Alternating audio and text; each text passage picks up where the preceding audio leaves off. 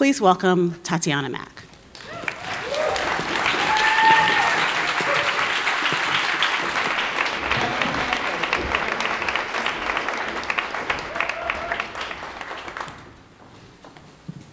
All right, so this talk is super personal, and so when I'm gonna start a talk that's this personal, I wanna give you a little context about who I am, so that you understand why I might be saying the things that I am. I loved what Suzette said about that, is there's a reason why we're in these spaces talking about these things in addition to doing other full-time jobs, because we kind of have to. I was like, how do I? All right, so to best know about me is to look through my past careers.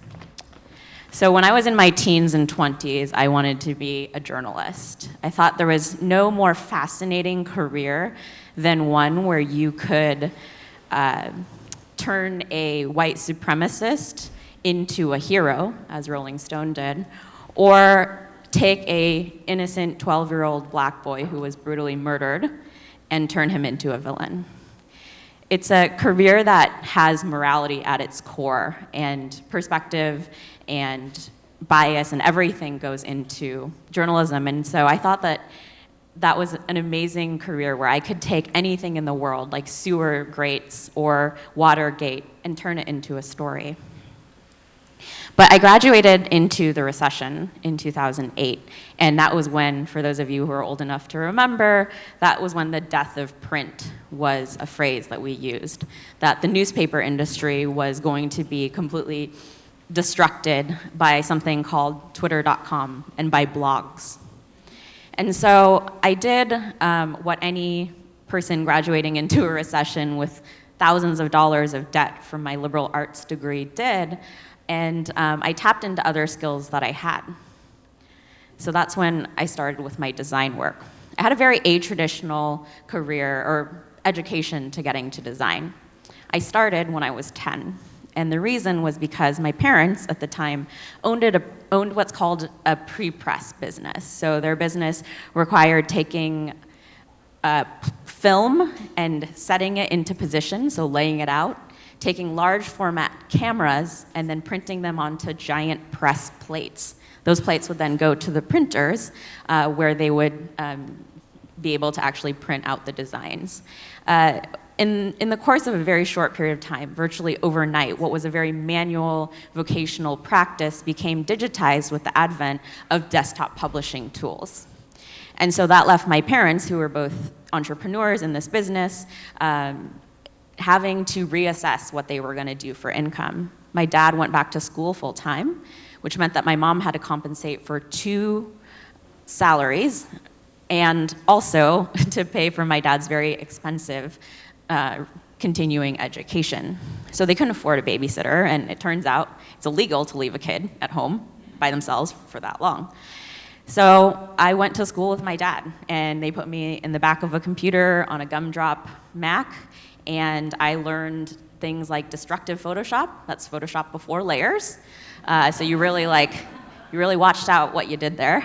I learned how to draw in Corel Draw, Macromedia Freehand, Adobe Publisher. These are all programs that I love to taunt modern developers with that they don't know. I'm like, oh, you're still using Figma? Have you heard of Corel Draw?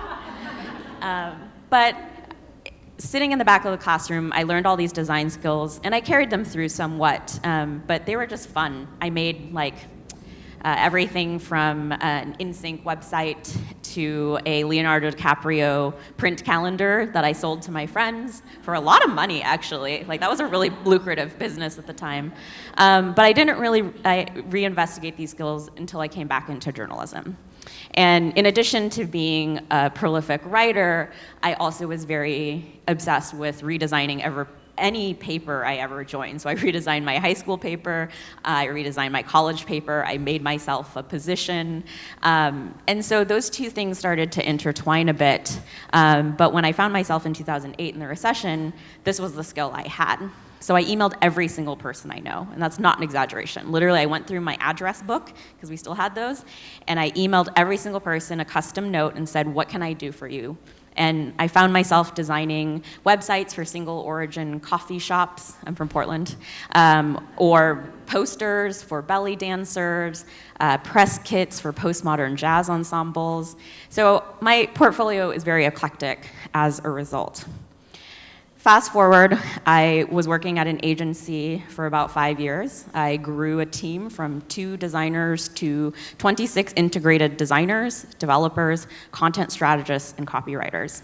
I was working 60 to 70 hours a week, and I was burnt out. I was examining my life, like, what am I doing? Do I even like what I'm doing? Am I even designing anymore? And so I did what any logical person would do, and I did a hard reset on my life.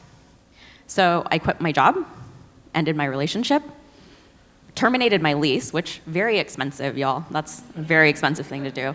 And then packed everything into a storage unit and bought a one-way ticket to a little grouping of islands off of Portugal called the Azores. And I was the youngest person by about 30 years who vacations there. Apparently, it's where, like, retired British people go, and me. So I traveled for about 4 months all throughout Europe on this one-way ticket, depleting the little savings that I had, maxing out multiple credit cards. And I realized, in being re-inspired by all the design I saw in Europe, that I did, in fact, love design, but what I was missing was my why. And so that's when I realized that I needed to have a sense of activism to my work. I didn't like what I was doing because we were working at an agency where we were helping multi-million-dollar companies to sell things. I was helping to make Jeff Bezos richer. He doesn't need my help. The devil has enough advocates. I didn't need to be his. And so, in reflecting through these careers, what I realized is that journalism taught me to seek. It's what taught me to seek out not only stories about the smallest things that you ignore, but from voices of the people that you ignore. Design taught me that solutions are only as good as the way that we frame the problem. Activism taught me that justice for some doesn't matter, and it's always going to be the passive way. We have to actively seek justice for all. So, when we put this together, what I've learned is that my life mission is to seek solutions for justice. Hello, my name is Tatiana Mack, and I'm here to speak to you about how privilege defines performance. So, because I initially gave this talk at a very techie conference, and at tech conferences, everyone goes up there and they do these. They launch things at tech conferences, right? Like, for those of you who are developers, they launched JavaScript at a conference, things like that, or React rather. And so I felt the need to create a plugin. And it's funny because this is kind of my snide dig at how a lot of the work that is done in diversity, equity, and inclusion is seen as soft skills. That these are soft skills in contrast to technical skills. And guess what? Technical skills pay better. Technical skills are paid work. Technical skills are for men. Soft skills are for women. And so here, I wrote a plugin for you all, because this people work is technical. So this is the 2.1, because I've given this talk a couple of times, but it's still in beta. And when software is in beta, that means we're still testing it, as we should always be.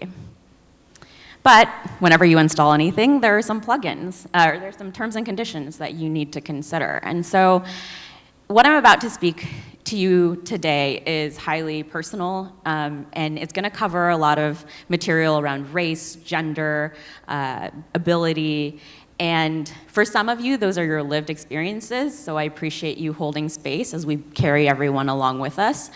But for others, you might not have to think about this every day. And so I might make you uncomfortable. And I ask you to do nothing with that discomfort except to sit in it, because many of us have to sit in that discomfort every day. We have no choice. Today, you're taking the choice, and I'm acknowledging that choice, to sit here and to be uncomfortable. And like terms and conditions on websites, you just have to accept it. Like, I guess you can leave if you want. You can close your browser and get out of here, but I think you should stay because there's some amazing talks after me.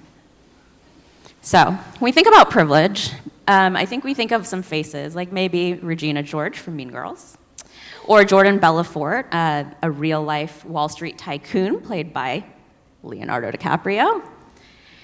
And maybe for some of us, we think of Moira Rose, our lovely matriarch with a weird affectation.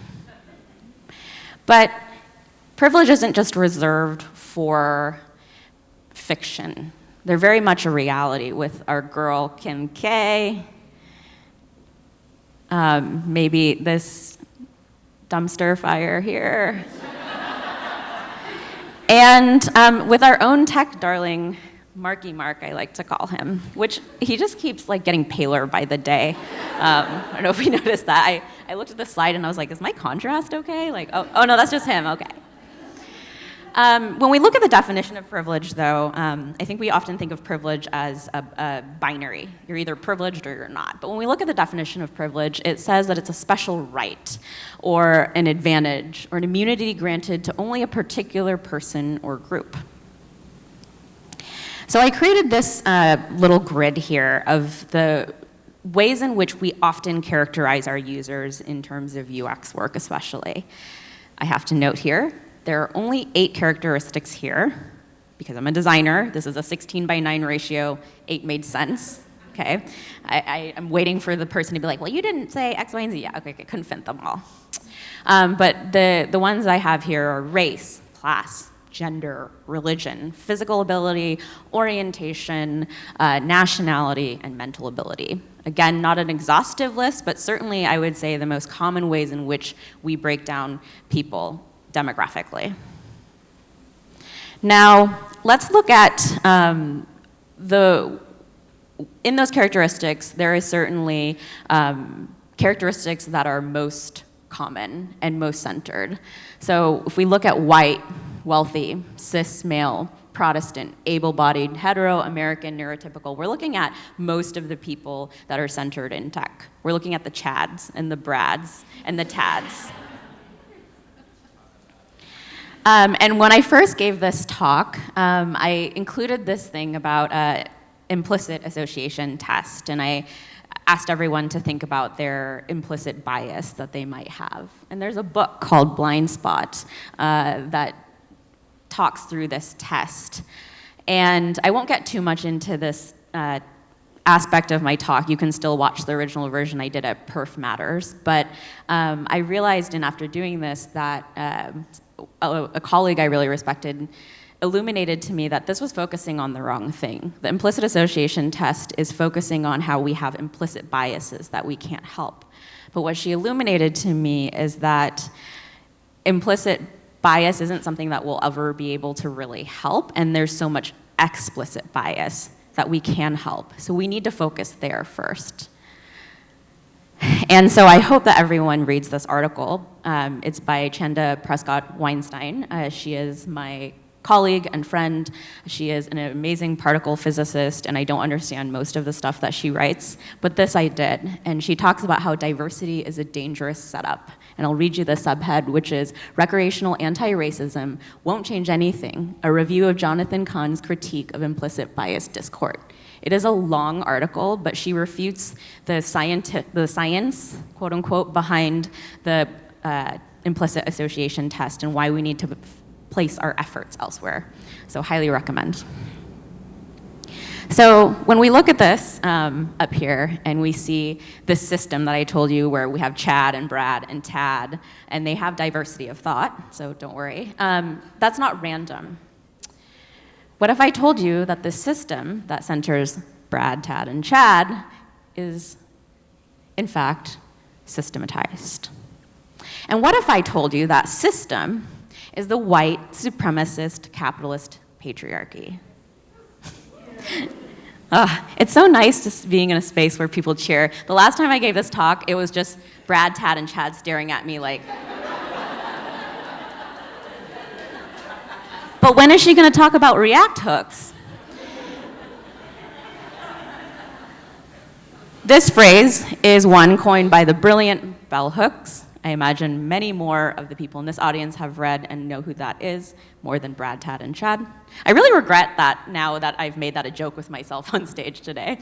But bell hooks coined this phrase because she wanted to illustrate to folks that her identity as a black woman was inextricable. You can't pull your blackness away from your womanness. And people would ask her, well, do you think that you're getting discrimination because you're black or because you're a woman? And she's like, it's both. And she talks about the white supremacist capitalist patriarchy as being the overarching system. And this is why I have such a huge problem when I'm in women affinity groups and all we're focused on is the patriarchy. No, we can't extract the patriarchy from the white supremacist capitalist infrastructure. They are tools of each other. And this intersectionality is something, and that phrase of intersectionality is coined by Kimberly Crenshaw, another black feminist that I hope more people would read. So when we look back at this infrastructure here with the white, wealthy, Protestant, able-bodied, hetero-American, neurotypical cis male, you might be thinking, yeah, okay, I might check some of those boxes, maybe you check none of them, and you might be saying to yourself, I'm not privileged. Okay, I have a little secret to tell all of you. We all are. So this is where we install the privilege plugin. There's 39,431 dependencies, all of which revolve around self-awareness and reading. So I wanted to start talking about privilege and putting myself at the core, because often people are really uncomfortable about privilege and they feel like, well, I've worked super hard in my career, and they feel like this is a negation. So I'll start with myself. When I made this grid, these are the boxes that I tick. I'm able-bodied, I'm wealthy, I'm American, I'm neurotypical. But we don't love binaries. I mean, we love to use them for other people, but not for ourselves. So I'll add some nuance. I'm able-bodied, but I'm also over 30, so my knees are falling apart. And my back hurts for no reason, and I get drunk off of one glass of wine and have a hangover the next day. But beyond being able-bodied, I'm also really petite, and I'm reminded of this in my apartment building. There's an automatic sensor to unlock the door when I leave, and if I don't walk at it at a specific angle, it won't trigger me because I'm too short. And every time that happens, I just think, okay, I'm pretty short, sure, but I'm not the shortest person. And what about people in wheelchairs? What about children? What if I'm crawling away from a murderer? I'm not gonna be able to get out the door because it's not gonna work. I watch too many horror movies, clearly. But in addition to that, while I'm an American, I don't necessarily have the face of an American because I'm, as you may have noticed, Asian. And I'm in fact a first-generation Asian American. And I'm wealthy. I mean, I have the whole setup that developers and designers have to have. I'm able to travel and do lots of things. So in the grand scheme of the world, I have access to basic rights. And so I'm moderately wealthy. But the nuance there is that I was raised poor. My parents came here with nothing, and they created their own business, and I'm building upon what they've created, but they didn't have systemic wealth at their advantage. And while I'm neurotypical, I experience suicidal ideation and depression, which I'm going through right now, so that's fun. But it's not just the checkboxes that we squarely possess, it's also our proximity to the checkboxes that we do not. And so while I'm not white, I am light-skinned, I'm Asian American, and so we get lumped in because of what Suzette spoke about, we get lumped in with whites quite a bit. And we have a lot of privilege as a result of that. My darker skinned friends, my black friends, have way more stuff that they have to go through that I never will. And while I'm definitely not male, thank God, and I'm not cisgendered, and I'm grateful to present in a way that aligns with the gender I identify with. I don't really believe in the gender binary, which is why I use both she and they pronouns. Yeah. But I'm grateful in that I don't have gender dysmorphia. The way I present is aligned with the way I see myself internally. And I'm not hetero or Protestant, but those are not things that you could immediately gather from me because I, for example, don't wear a religious head covering that would immediately inform you of what my religion is. And so there's a little plot twist here, which is that privilege alone is quite harmless. There's nothing wrong with it. It's just something we have. And I love Mean Girls, so for anyone who listens to my talks, it's probably, if you ever want to hear another talk after this, you should probably watch this movie because it's basically canon for all of my work. But this is Gretchen Wieners, and Mean Girls, to give a little context, is a movie written by Tina Fey, and it's satirical about a teen girl played by Lindsay Lohan who is from Africa, but she's white. And she moves to this high school and tries to get in with the Mean Girls clique, effectively. So this is Gretchen Wieners, one of the Mean Girls, and she's, I would say, relatively harmless, but it's a big but.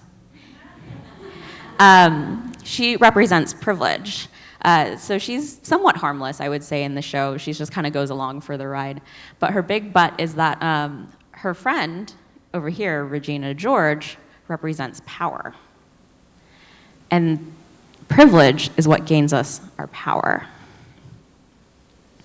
So when we look at this block here that I told you about, what I didn't tell you is that this block is something that we all have. And that over there is my friend who's got a bigger block than me because he's a white dude.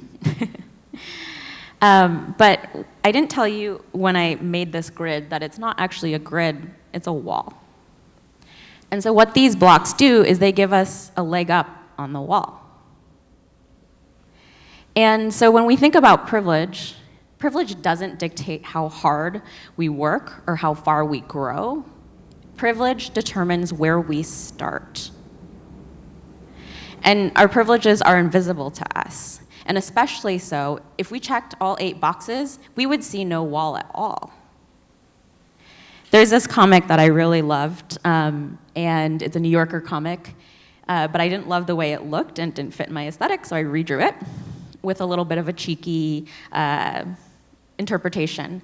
And what you're seeing here is there is Pac-Man and Pinky's obviously chasing Pac-Man, and Pac-Man's eating the dots. And the dot says, "The world is unjust." Pac-Man's like, "There's some justice." And then Pinky says, "No, the world's just." And I want to call out that in this example that I made up, that the dot can't ever move. The dot is positioned there and it's stuck. Pac-Man has the power of movement, and as does Pinky. And when we get our privilege blocks that I showed you earlier, the privileges that we are given in that block are completely random. We can't help them.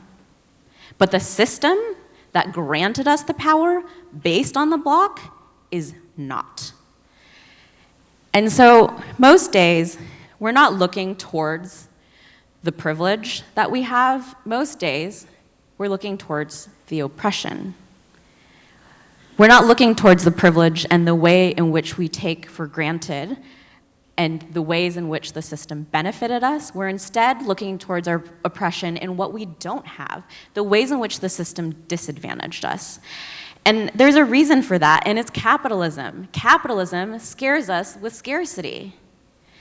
Capitalism is a thing that's in your ear every day telling you to be productive, to download productivity tools, and to work harder, and to pull yourself up by your bootstraps. I have a little example for you.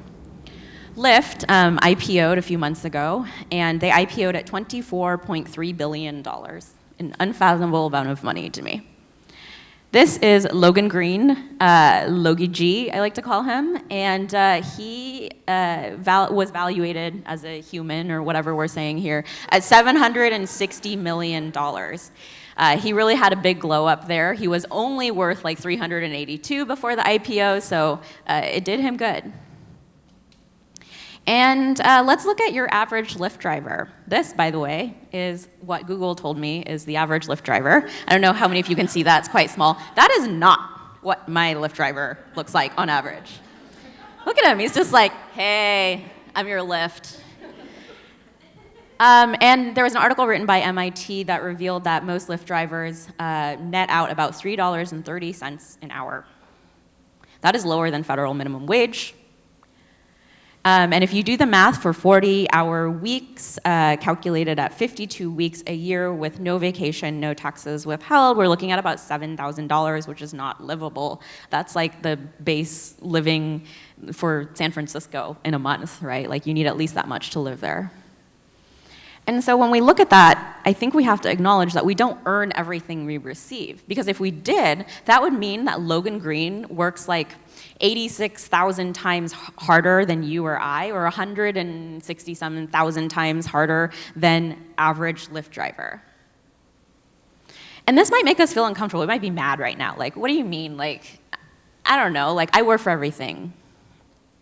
You might be upset or sad or kind of uncomfortable.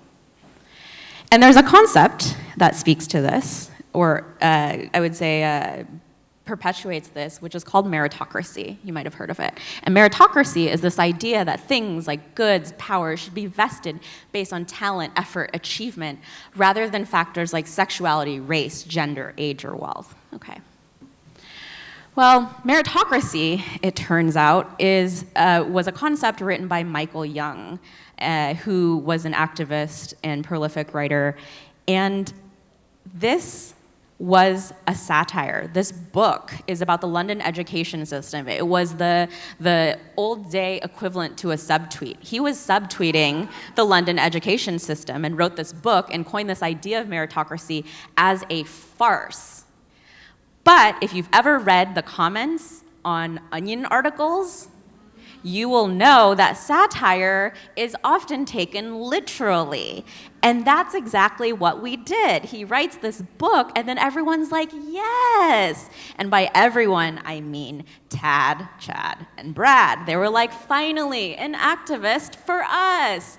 And Michael Young on his deathbed was like, fuck, what did I do? Like, those are his dying words to his nurse. He's like, I'm so sorry that you're in the position you're in, and I'm the position that I'm in just because of systemic injustice, and also, fuck, I'm so sorry I made up this concept. Like, fuck, I'm sorry were his last words. So I'm here to invite you to welcome the death of meritocracy. We're gonna say bye-bye to this concept. And whenever you say bye to something, you experience grief. Can you tell I go to therapy? It's like using all the therapy language. Does that resonate? Thank you for holding space. But 5 stages of grief are denial, anger, bargaining, depression, and acceptance. So when we go through them with meritocracy and it dying, we might feel things like denial, where I worked hard for everything. Or anger, slavery wasn't my fault. Bargaining, why not a men's month? Depression, I really hate my privilege. To acceptance, where I hope we all land, which is that privilege isn't my fault, but it is my responsibility.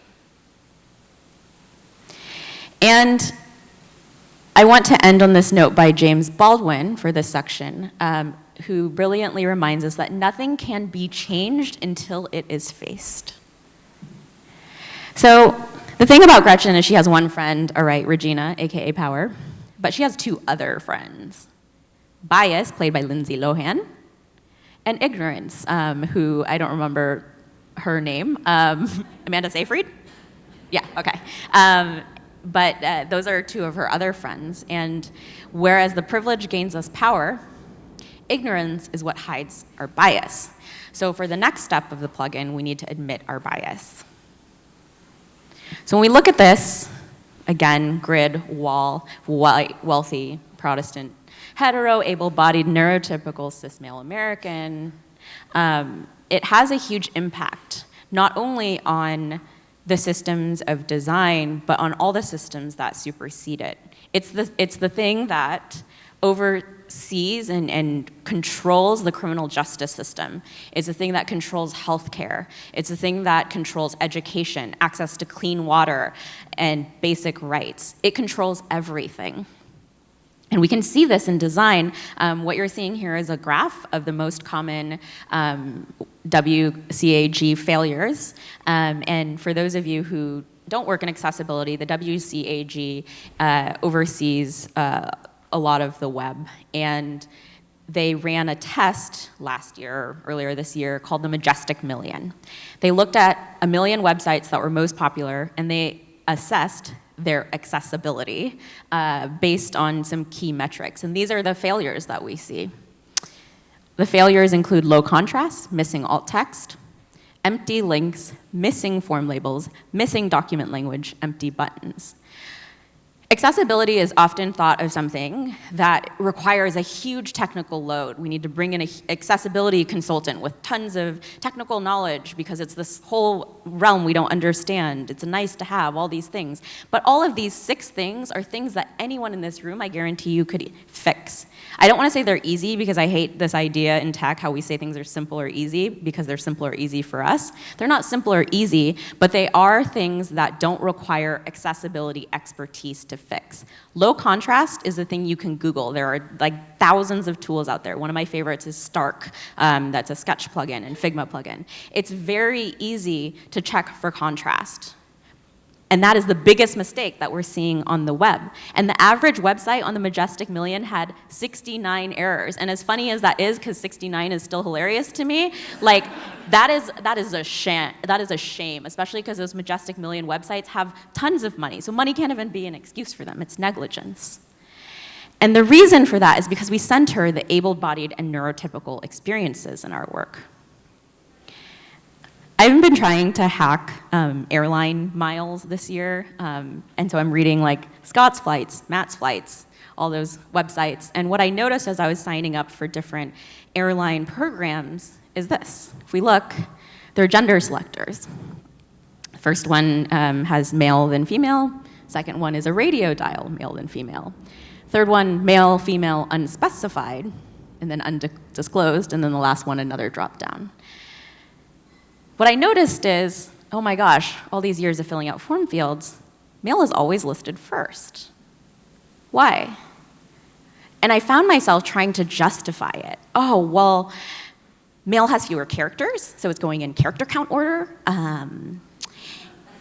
Oh, it's religious, because God made Adam, and then he made Eve. No, that's not it at all. And this pervades not only in tech patterns, but also in our freaking census, y'all. What is this person one's sex? And sex, wow, okay. Really step back there. Male and female, mark one box.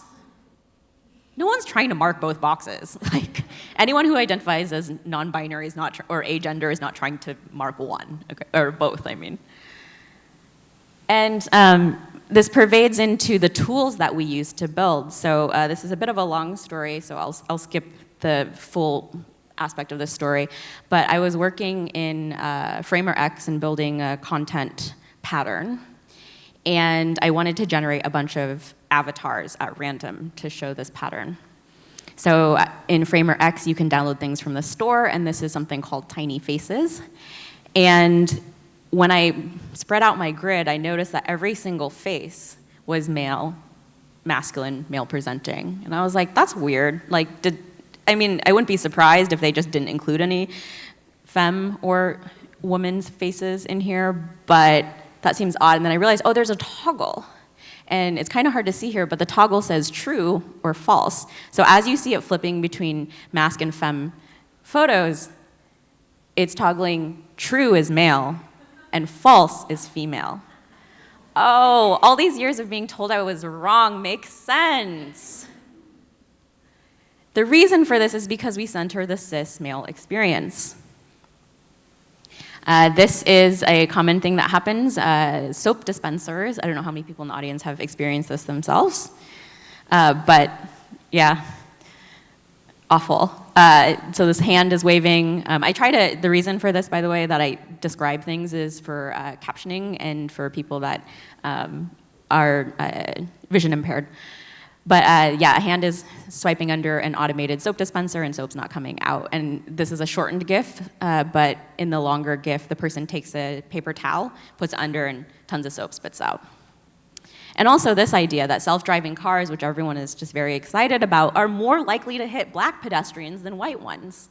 And I didn't add this example, but that Apple Watches and Fitbits can't register heart rates for darker skinned folks. Cool. Here's one that's very personal to me. This is by Jaws Wang. She bought a camera for her mom, and it has this quote-unquote AI in it that can tell if you blinked so that you can take another one. This is her. She's not blinking, she's smiling. Did someone blink? The reason for this is because we center the male experience.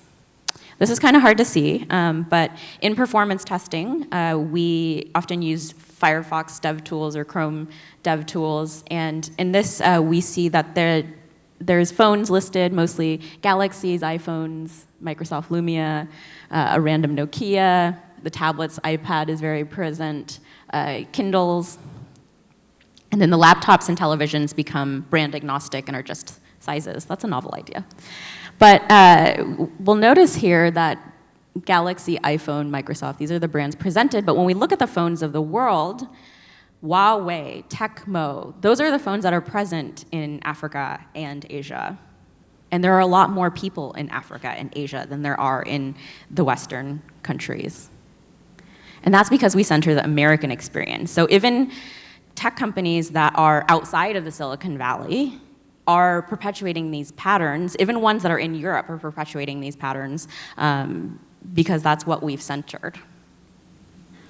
And so I want to call out that at some point, all of these designers and folks that influence the design decided on a range of skin tone, adequate contrast, device range pricing, and they missed part of the picture. And the reason for that is that our viewport is narrow. Our world view is narrow. And we often deny our subjectivity in this. We like to think that we're open-minded and that we see no color and that we have a really diverse team. Like, we all think differently. Okay, Chad, Tad, and Brad. And we love to hide behind math. Math is this idea of well, math is completely objective, and we like to codify these things into ranges like usable versus unusable. In the case of my door, 5 foot to 5'1", or in the case of testing speeds for websites, 10 milliseconds to 2 milliseconds, or in terms of what is considered close, a mile or 10 miles.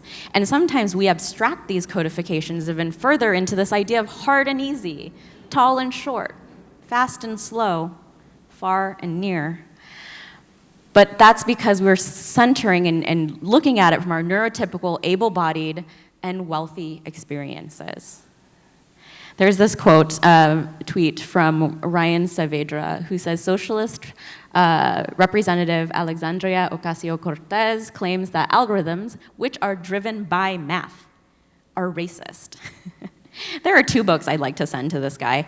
One of them is Algorithms of Oppression, How Search Engines Reinforce Racism, and Technically Wrong. Both excellent reads if you work in tech, particularly if you work in AI, machine learning, anywhere where automation and algorithms are happening.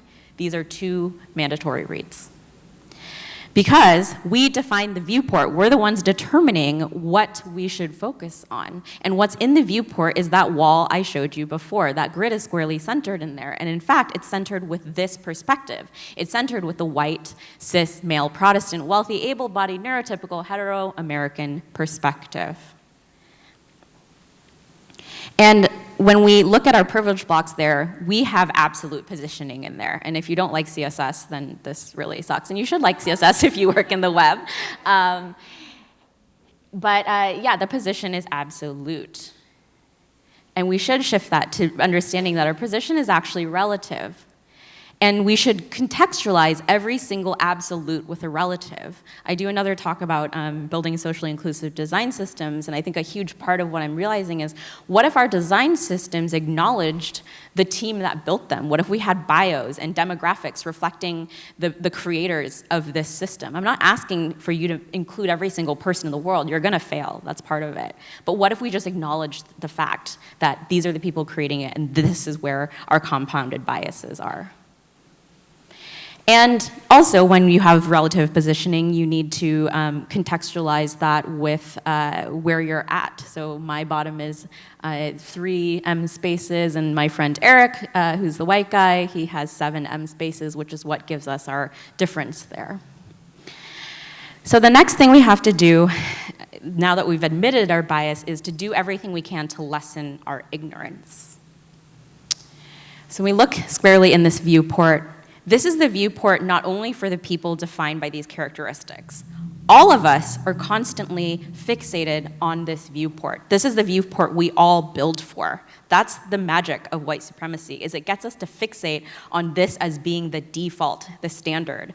Like, think about how we never have to, like, we would never say a white-owned business, but we have to define a black-owned business, for example.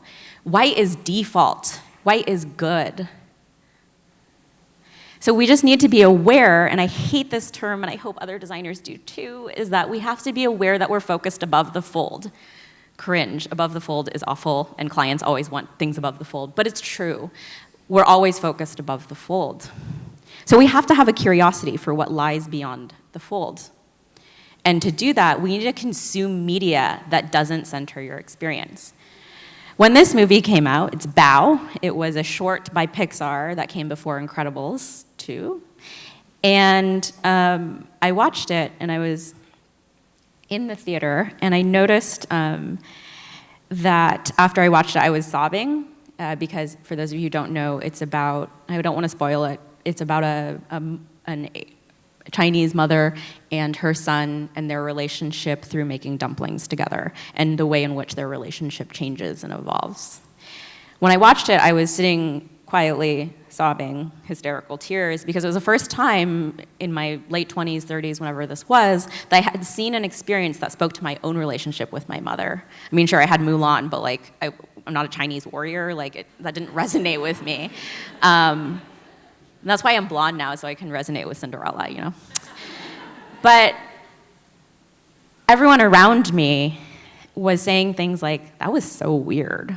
Did she just do what we thought she did? Like that, and they were laughing. They thought it was like a really funny thing, and there are aspects to it that are kind of shocking, but they just didn't get it. They just thought it was a really weird thing. And so they were really dismissive of it as I was sitting there, mind you, like hysterically crying. And I think that for folks that have their experiences constantly centered, who have the choice of like which colored hair Disney princess they want, and being mad that Ariel's black, like you need to understand that not everything is made for your understanding. And we talk so much about empathy in design. We're trying so hard to cultivate empathy, and I have what they call on the internet a hot take on empathy. I have a word for you about empathy. Empathy is a scam, y'all. Sorry. Empathy is defined by the capacity to understand or to feel what another person is experiencing from within their frame of reference, i.e. viewport, and the capacity to place oneself in another's position. I don't know about you all, but I can't do that. I have no idea what it feels like to be you or to be you, and you have no idea what it feels like to be me. You can try, you can try to relate, but empathy hinges itself on this idea of validating someone else's experience by centering your own. And what it does, more CSS jokes, is it aligns self to center. So I ask that, because people hate when you present like a flaw in their moral beings or whatever, and they want a solution. And my solution is, why don't we replace empathy with trust? So instead of trying to gain empathy for our users, doing things like blindfolding ourselves and trying to understand what it's like to be blind, or trying to use our devices only with one hand, or whatever weird things that we try to do to understand others' experiences, we can instead just choose to trust our users and their lived experiences and listen to them. If we trust our users' lived experiences over our own presumptions, we will make better products for our users. And we need to stop gaslighting lived experiences just because they aren't your own. So if someone tells you something, if they're sharing something that happened to them and you don't understand, refrain from that idea of saying, no, that's not it. No, that person wasn't trying to be mean to you. That person wasn't trying to do something racist. That wasn't racist. Don't do that. You don't know. So just acknowledge their experience. Angela Davis says something that I just love, because it's harrowing. And you always see folks of color and disabled folks, queer, trans folks, speaking out about these experiences, because it's harming us first, right? Like issues of the climate crisis, they're harming folks in India who have no access to water the most. They're harming communities of color within our own country. And we're screaming out loud because it's hurting us the most. And she says, if they come for me in the morning, they will come for you in the night. What that says to me is that we are the canaries in a coal mine. And I have a piece about that I wrote for A List Apart. We are the canaries in the coal mine that are crying out and saying the toxicity levels are too high. We're gonna die first.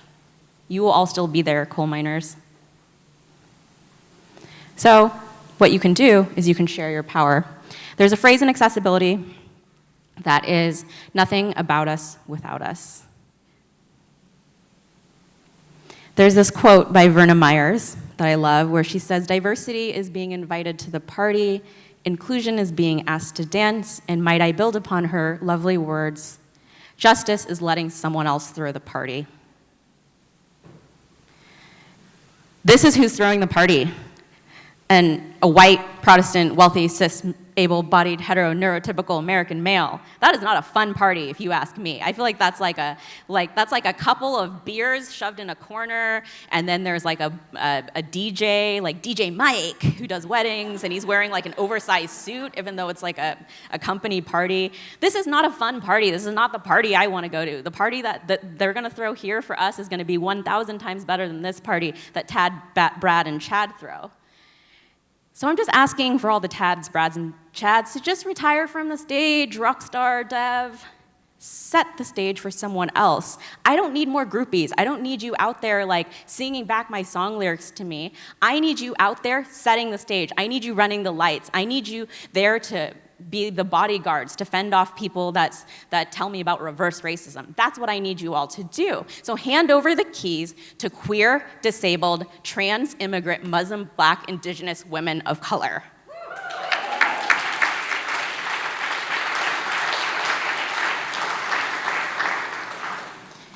And when we do that, Angela Davis, she's real good, y'all.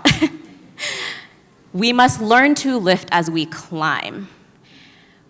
So many of the efforts that I see happening in this space are lovely, but I often feel that there is still competition with even the most marginalized and minoritized folks that we are caused to believe because, again, capitalism tells us that these spaces are scarce, and if we, as the sole woman of color standing amongst a bunch of white men, we've made it, that's not gonna work.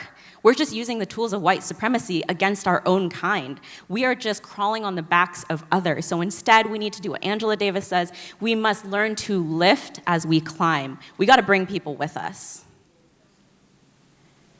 So you might be asking, well, what if we are centering those experiences,